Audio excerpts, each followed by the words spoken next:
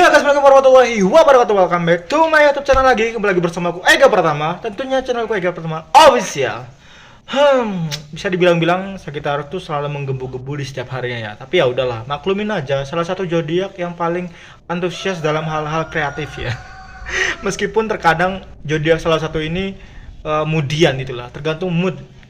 Tiba-tiba mewek, tiba-tiba ngambek, tiba-tiba seneng. Jadi nggak tentu gitu ya moodnya. Jadi ya itulah Sagittarius. Tapi gak apa-apa, kali ini aku nggak akan bahas itu. Aku akan bahas sesuatu yang lain tentang seseorang ini menurut sudut pandang Sagittarius. Jadi jangan kemana-mana, tetap di next video selanjutnya.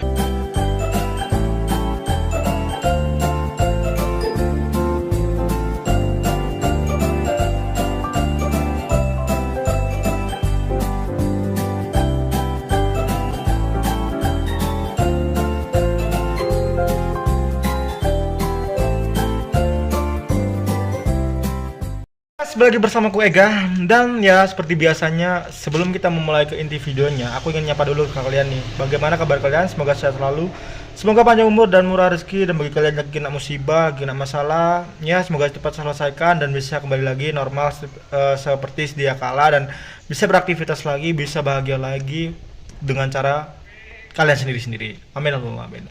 Ya, tadi aku bilang aku akan membahas sesuatu, dan ini adalah penilaian aku dari sudut pandang Sagittarius. Jadi ya mohon maklumin aja kalau ada salah kata, kalimat, perbuatan ataupun hal-hal yang menyinggung kalian di luar sana tanpa sengaja. Mungkin ada kosakata ataupun pendapat aku yang kurang srek ke kalian, maksudnya sorry guys.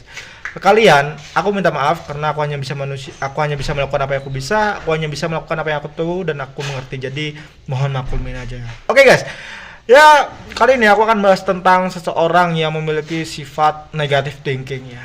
Ini harus aku patahkan karena ada beberapa orang yang bingung gimana sih bang caranya untuk menghilangkan negative thinking, karena sejatinya aku tuh minderan bang, sejatinya aku tuh nggak enakan, sejatinya aku tuh malu bang ketika gini dibandingkan orang itu yang menurut aku tuh hebat gitu ya. Jadi ayolah guys, please, tidak semua orang menguasai apa yang kamu kuasai kok. Tidak semua orang tahu ataupun ahli dalam bidang apa yang kamu ahli, apa yang kamu tekuni. Jadi jangan pernah berpikir bahwa seseorang itu sempurna. Tidak, karena seseorang juga sama seperti kita, memiliki kelebihannya masing-masing, kekurangannya masing-masing, sehingga kita tuh tidak perlu berlebihan overthinking ataupun berlebihan untuk mewahkan seseorang ya, karena kita diciptakan untuk berbeda-beda.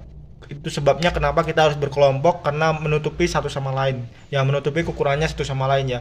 Dan gini ya guys, yang kedua adalah berhenti menganggap kalian tuh lemah ataupun nggak bisa melakukan apapun. Berhenti, karena menurut aku seseorang yang jago, seseorang yang benar-benar ahli di bidangnya itu karena ada dua faktor. Yang pertama, dia sudah biasa, dia sudah bisa, dan kedua adalah dia sudah terbiasa dan di jangka waktu yang paling panjang, yang sudah bisa dibilang sudah berpengalaman dan sudah jalannya sudah panjang banget gitulah.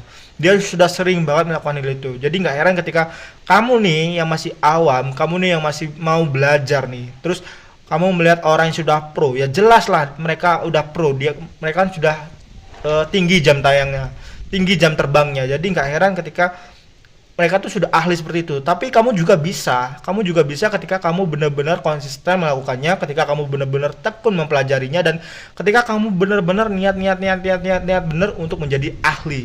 Semua ada tahapannya, dari 0, 1, 2, 3 sampai 100, bahkan sampai 1000, bahkan sampai jutaan ataupun miliaran. Jadi tergantung kamu nih, sebagai sebesar manakah kamu berniat untuk menaklukkan sebuah tantangan di diri kamu ya. Kalau kamu sudah menyerah di tengah jalan, belum sampai finish, ya udah, berarti kamu adalah orang yang paling payah menurut aku. Orang yang gampang menyerah, bahwa tantangan itu harus dilewati. Seperti ada pepatah yang mengatakan, jadilah ikan di air arus yang melawan arus. Jadi tantangan apapun dilewati. Jadi jangan menjadikan mati yang ikuti arus ya. Karena ya udah, kamu nggak akan pernah berhasil di titik orang yang mungkin kamu kagumi ya.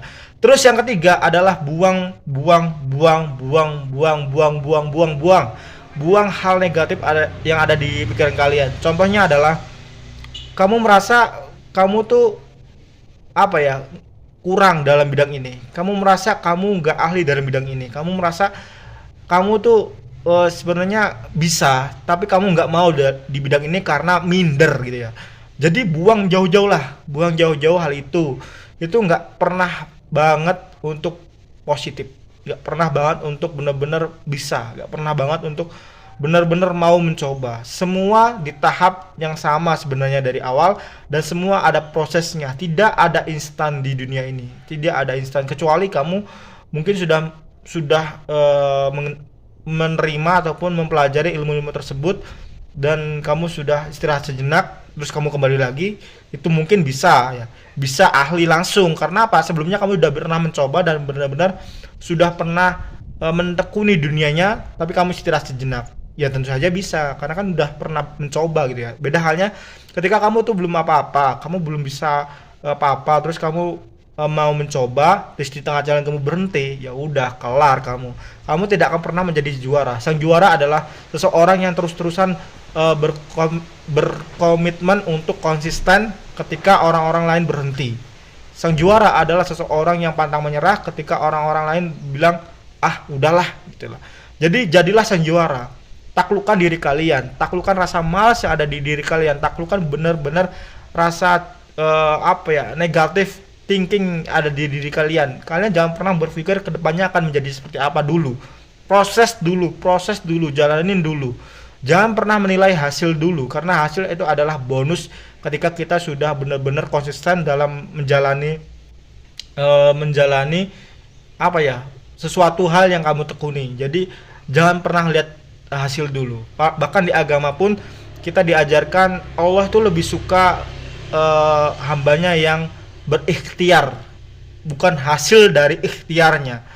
Karena apa? Hasil kan, kalau kita sudah mendapatkan hasil, toh hasil itu belum puas, kita ingin yang lebih lagi, kita ingin yang lebih lagi. Tapi kalau proses kita sudah menikmati, kita benar-benar menjalaninya, benar-benar bisa bilang mendalami, bisa dia mempelajari sesuatu celah-celahnya, itu yang akan nikmat guys. Contohnya ya, dulu kalian mungkin pernah ya main game PS1, PS2, PS berapakah itu, entah zaman dulu ya.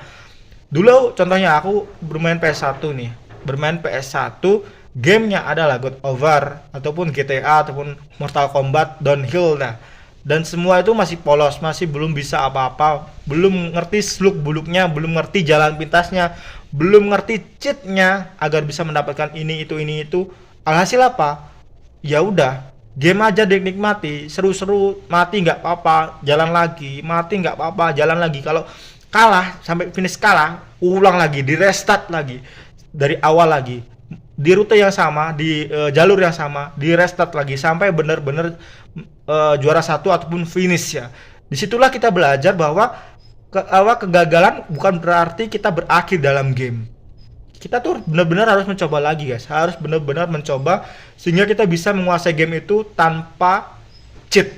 Ya memang cheat itu boleh sih, memperbolehkan, nggak salah juga kalau kita nge-cheat, tapi kan yang dilihat adalah usahanya, bukan cheatnya. Kalau orang awam kan nggak tahu cheat kan, jadi yang ditunjukkan adalah usahanya.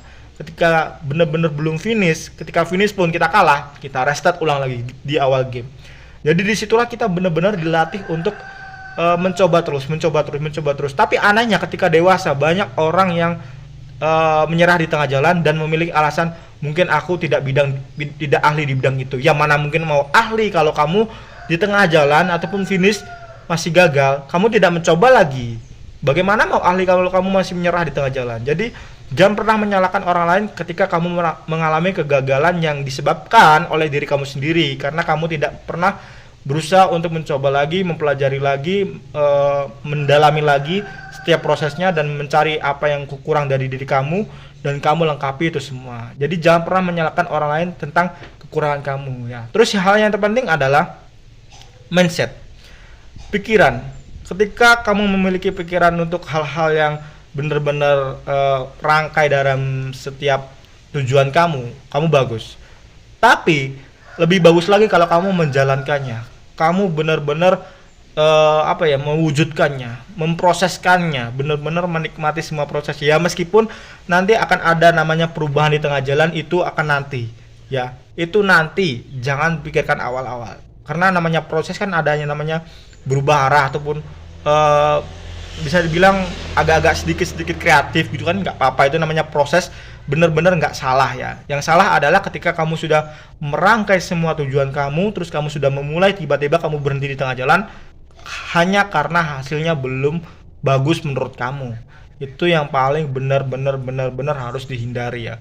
Karena ya mental juara itu bukan mental pecundang, mental juara adalah mental pejuang, mental juara adalah seseorang yang benar-benar ketika dia berhasil, ketika dia benar-benar sudah finish, dia akan mengulangi hal yang sama, tapi bukan finishnya yang dicari, melainkan hal-hal yang belum dia dapatkan di setiap perjalanannya. Jadi bukan finishnya lagi nih yang dia cari, tapi apa ya, bagian-bagian yang mungkin dia terlewati gitu lah. Jadi itulah yang akan dia cari dan benar-benar dia kuasai. Ketika dia sudah mencapai finish dan bagian-bagian yang dia lewati dia sudah capai, itu baru namanya ahli.